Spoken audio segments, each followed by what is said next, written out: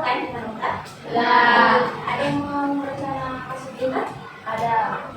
Ada yang lain mau lanjut kerja, atau mau ikut praktik lain, semoga dimudahkan ya urusannya. Untuk perangkat kelas di sini siapa? Ketua kelas boleh bantu kakak pimpin doa. Tuan-tuan, kita belajar berdoa. Berdoa dimulai. A'udzu billahi minasyaitonir rajim. Bismillahirrahmanirrahim. Raditu billahi rabba wa bil islami dina wa bi Muhammadin nabiyya wa rasulah. Rabbir zidni ilman warzuqni fahman. Amin. Kasih ya, dengan jadi di sini untuk mengisi waktu kita mulai. Kakak akan memberikan yang namanya layanan bimbingan klasikal. Nah, layanan bimbingan klasikal ini merupakan salah satu layanan yang ada diberikan oleh guru BK di kelas. Nah, selain dari bimbingan klasikal, di sini ada namanya layanan konseling individu, konseling kelompok, dan bimbingan kelompok. Yang membedakan konseling bimbingan klasikal dengan layanan lainnya, bimbingan klasikal hanya memberikan informasi kepada adik-adik atau peserta didik melalui kelas atau sistem pembelajaran lain. Nah, bimbingan klasikal sendiri diberikan kepada siswa yang tergabung dalam satuan kelas atau sistem pembelajaran lain yang bersifat preventif, kuratif, presentatif, dan eksperimental yang dimana merupakan cara yang efisien untuk memberikan informasi kepada siswa. Di sini ada yang menemukan masuk jurusan BK mungkin? Tidak, serang. Aku siswa. Tidak tahu juga. Baik, untuk tema bimbingan klasikal hari ini yaitu manajemen waktu. Ada yang tahu apa itu manajemen waktu? Atau di sini ada yang memiliki permasalahan mengenai manajemen waktu? Mungkin contohnya seperti sulit membagi waktunya atau mengatur waktu belajar. Ada semua ya? Ada yang ingin menjelaskan permasalahannya? Baik, tidak ada, mungkin kita langsung saja. Definisi dari manajemen waktu itu, manajemen waktu merupakan perencanaan dan pengaturan waktu yang digunakan oleh seseorang dalam melaksanakan aktivitas setiap hari, sehingga individu atau seseorang tersebut dapat menggunakan waktu ini secara efektif dan efisien. Manajemen waktu juga bukan hanya mengacu kepada pengelolaan waktu, tetapi bagaimana kita memanfaatkan waktu tersebut sehingga waktunya bisa berguna, bisa kita lakukan untuk hal-hal yang lebih positif. Itu untuk manfaatnya sebenarnya di sini banyak manfaat untuk manajemen waktu sendiri. Kalau misalnya kita bisa mengelola waktu dengan baik, itu manfaatnya sebenarnya sangat banyak. Cuma di sini kakak akan menjelaskan sekitar 4 poin penting saja. Yang pertama, manfaatnya bisa menurunkan tingkat stres seseorang. Maksudnya dari menurunkan tingkat stres di sini, misalnya jika adik-adik punya banyak tugas, kalau misalnya manajemen waktu kalian bagus, kalian tidak akan stres mengerjakan tugas tersebut karena kita sudah mengefisienkan waktu mengerjakan tugas dari awal. Jadi misalnya deadline tugas sudah dekat, kita sudah tidak stres lagi karena tugasnya sudah selesai. Yang kedua, memiliki waktu luang yang lebih banyak. Manajemen waktu yang baik bisa membuat kita memiliki waktu luang yang banyak. Misalnya kalau misalnya kita sudah melakukan semua kegiatan di pagi hari, di siang hari, malamnya pasti kita akan memiliki waktu luang yang lebih banyak. Bisa kita gunakan untuk melakukan hal-hal yang bisa membuat kita misalnya mungkin dalam berkegiatan. Yang ketiga, di sini bisa meningkatkan produktivitas. Maksud dari meningkatkan produktivitas, siswa lebih fokus, disiplin, sehingga pekerjaan kita jadi lebih cepat. Seperti yang saya bilang tadi, ini berkaitan dengan menurunkan tingkat stres pada siswa atau peserta didik. Nah, yang terakhir, membangun sikap positif. Nah, kalau misalnya kita memiliki manajemen waktu yang baik, jika benarnya ada pekerjaan kelompok nih, nah, teman-teman pasti akan percaya kepada kita. Kalian juga pasti begitu. Kalau misalnya ada teman yang dikenal sebagai seorang yang tidak memiliki manajemen waktu yang baik, pasti teman-temannya berpikir kembali apakah dia ini bisa diajak untuk bekerja kelompok atau tidak. Setelah membahas bermanfaat, di sini kita akan membahas mengenai dampak. Berarti sudah terbayang ya untuk dampaknya setelah jelaskan manfaat. Yang pertama, banyak waktu yang terbuang. Yang kedua, kualitas belajar menjadi buruk. Yang ketiga, mudah stres. Dan terakhir, reputasi buruk. Sebenarnya di sini kamu akan menayangkan video, namun karena tadi ada keterbatasan, tidak ada yang fokus, jadi mungkin kakak langsung saja membahas mengenai solusi atau tips bagaimana adik-adik sekalian bisa memanajemen waktu dengan baik. Yang pertama di sini ada membuat mau to-do list. Nah, biasanya kan adik-adik mendapat tips bagaimana cara manajemen waktu itu dengan membuat to-do list atau membuat list apa saja yang akan dilakukan. Namun menurut kakak cara itu sudah tidak efisien. Kenapa? Karena pasti kebanyakan kalian sudah menuliskan to-do list apa yang akan kalian lakukan sampai 10 mungkin sampai 5 saja, tapi tidak efisien, tidak dilakukan semuanya. Itu karena kita sebagai seseorang mudah terdistraksi oleh hal-hal lain atau hal-hal yang lebih menyenangkan. Jadi cara yang lebih efisien itu membuat yang namanya not to do list atau apa yang tidak boleh dilakukan. Misalnya contohnya pertama itu tidak boleh menonton Netflix di atas jam 9. Siapa di sini yang sering nonton Netflix? Yang kedua, dilarang hangout di atas jam 8 malam atau tidak keluar di atas jam 8 malam. Mungkin karena adik-adik mau fokus belajar atau mengerjakan tugas. Ketiga, bermain gadget sebelum tidur. Nah, siapa nih yang hobi main gadget sebelum tidur? Wow, siswa. Baik, di sini terakhir ada contoh tulis yaitu tidur seharian di hari weekend. Nah, di weekend biasanya mungkin bisa kita lakukan hal-hal positif seperti mengerjakan minggu depan atau melakukan hal lain, tidak santai-santai gitu, tidur seharian atau jalan keluar dari rumah. Note di sini bisa ditulis dalam tulis ini bisa dibuat dalam satu lembar kecil atau catatan yang bisa ditempel bersama. Akan kita bisa memperhatikan hal tersebut. Di belakang ada apa? Bisa lanjut? Di sini yang kedua ada menentukan prioritas menggunakan matriks atau simple atau daftar matriks.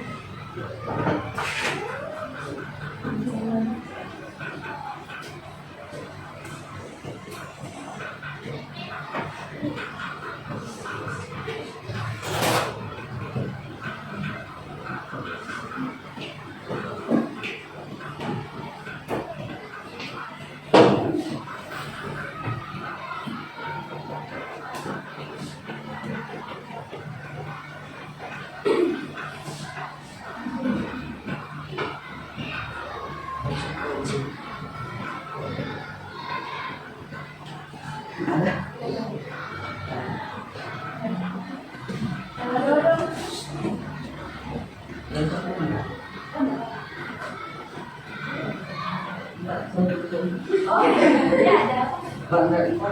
Oh, dapat konsolnya. Nanti kita akan ada di belakang. Makasih banyak ya informasinya.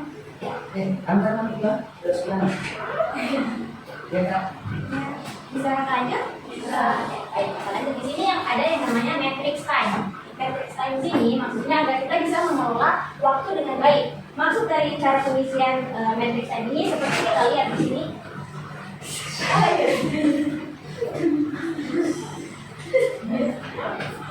Bisa lanjut? Di sini ada indikator mendesak, tidak mendesak, penting dan tidak penting. Jadi kita bisa menyusun prioritas kita dari tabel ini. Misalnya ada kegiatan yang mendesak atau dan penting. Misalnya kita harus membuat laporan atau merevisi tugas atau mereview tugas. Nah, ini berarti termasuk skala yang lebih penting karena mendesak dan penting yang harus segera dilakukan. Misalnya ada tanya laporan besok, berarti ini yang harus kalian prioritaskan. Selanjutnya di sini ada skala tidak mendesak tapi penting. Misalnya kalian ingin membeli kado untuk teman, pacar, atau orang tua kalau misalnya lagi ulang tahun. Atau mungkin ada hal-hal lain yang bersifat tidak mendesak namun penting. Yang ketiga di sini bersifat mendesak namun tidak penting. Misalnya itu mendesak karena kalian harus mencuci baju. Kenapa disebut tidak penting? Mungkin bisa melalui laundry. Jadi kita bisa mengambil opsional lain gitu. Jadi makanya dia masuk di kegiatan mendesak namun tidak penting. Atau mungkin ada kegiatan-kegiatan lain seperti apa ya misalnya? Seperti hangout teman-teman. Soalnya kalian punya janji itu mendesak namun tidak penting. Nah ini kita bisa arahkan ke sini. Gitu. Di sini terakhir ada opsional tidak mendesak dan tidak penting. Misalnya gibah. Nah, sama di sini yang suka juga. Itu termasuk kegiatan yang tidak mendesak dan tidak penting. Walaupun ada gosip yang sudah dikunjungi dan pengen diceritakan ke teman, tapi karena itu bersifat tidak mendesak dan tidak penting, jadi kita bisa buang. Gitu. Sudah paham cara pengisian matriks ini? Jika tidak paham bisa ditanyakan. Soalnya nanti di akhir sesi kita membagikan satu matriks untuk diisi. Kita nggak bisa lanjut ya. Bisa. Lanjut di sini ada membuat list simple skala prioritas atau skala mudah.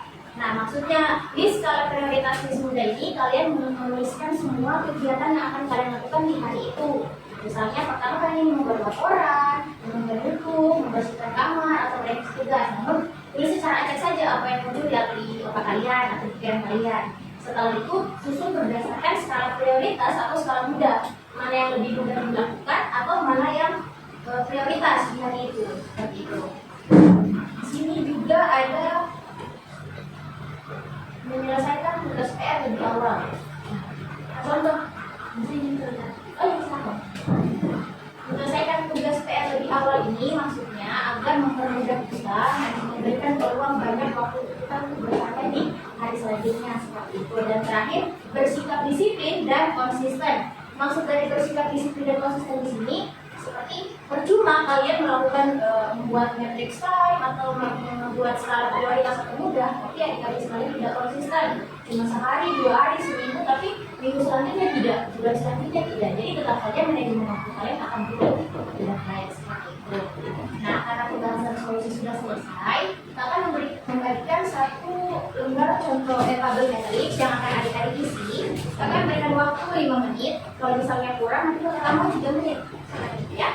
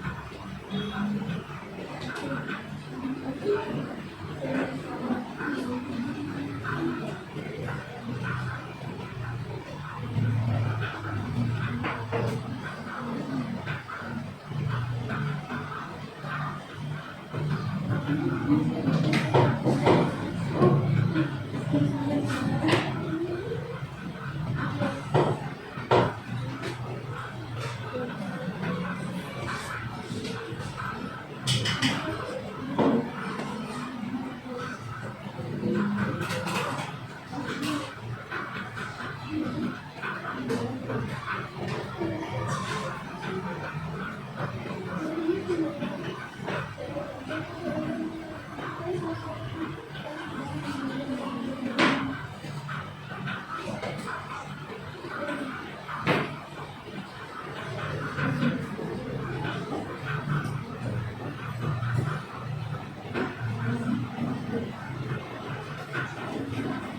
yang kurang paham?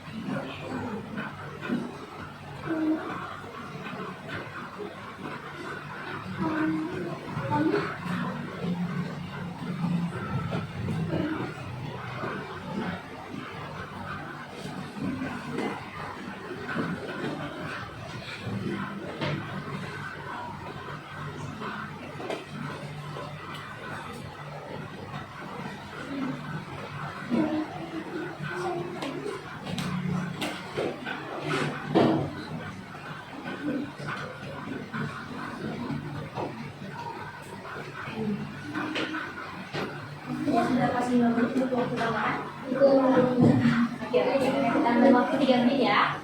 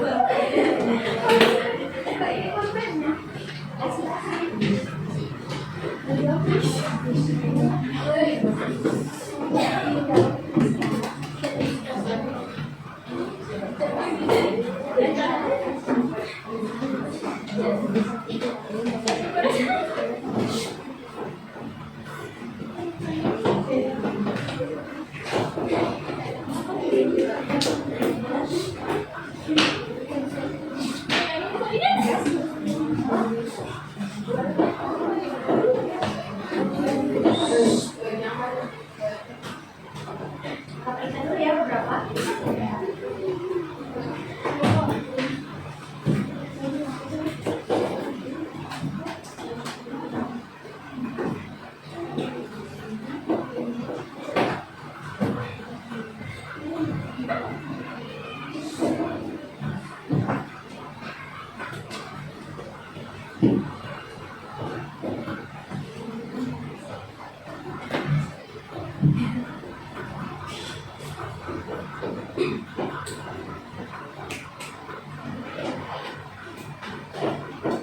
Dari hasil matriksnya atau perhatikan semuanya sudah paham. Kita tadi ada yang mengisi prioritas utama berdasarkan tidur. Ayo. Maka bisa ambil kesimpulan bahwa tadi adik-adik sudah mendengarkan penjelasan dari kata dengan seksama. Jadi kata ucapkan terima kasih banyak. Mungkin ini sudah masuk ke sesi terakhir. Jadi selesai dari pembagian matriks ini, pembahasan sudah selesai ya mengenai manajemen waktu. Ada yang ingin ditanyakan? Tidak. Baik, tidak ada. Kita ingin ada seseorang yang memberikan kesimpulan mengenai manajemen waktu yang sudah kita bahas secara bersama. Ada yang ingin memberikan kesimpulan? Kalau tidak ada, mungkin Bapak tunjuk sebagai perwakilan. Ayo, langsung tunjuk semua ini. Mungkin dari ketua kelas bisa memberikan kesimpulan. Wakil teman-teman sekelasnya.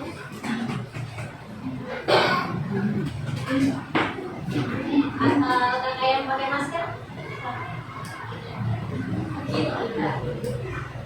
Cuma satu kata aja mengenai apa yang kalian tangkap dari manajemen waktu tadi.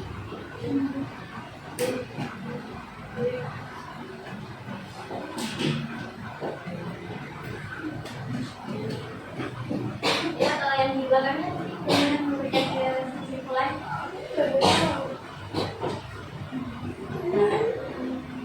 Kesimpulannya kita harus pintar untuk mengatur waktu. Jadi inti dari manajemen waktu yang kita bahas tadi, kita sebagai individu harus bisa memanfaatkan waktu sebaik mungkin dengan kegiatan-kegiatan yang efektif, yang positif, efisien agar bisa membuat kita menjadi lebih baik, berguna untuk kedepannya dan dipercaya oleh seseorang. Gitu. Jangan sampai orang berpikiran bahwa kita ini tidak bisa memanajemen waktu. Jadi kita tidak memberikan kesan yang baik kepada orang-orang di sekitar kita. Lagi nanti kalau misalnya adik-adik semua mau masuk kuliah, mau masuk di dunia kerja, kalau misalnya kalian tidak memiliki manajemen waktu yang baik, pasti kalian akan keteteran. Maka dulu di awal kuliah juga seperti itu, karena tidak memiliki manajemen waktu yang baik, banyak tugas yang berkala, akhirnya nilainya di awal itu aneh. Karena misalnya karena kamu sudah sadar bahwa manajemen waktu itu penting, akan mulai terapkan nih apa yang namanya matriksa. Jadi akhirnya kamu bisa pelan-pelan mengubah nilai kakak menjadi lebih baik lagi dari yang semester awal. Nah, mungkin itu saja dari kakak. Terima kasih banyak kepada adik-adik sekalian karena sudah mau menyempatkan waktunya untuk mengikuti kegiatan pastoral dari kakak. Mungkin dari ketua kelas bisa bantu untuk kegiatan.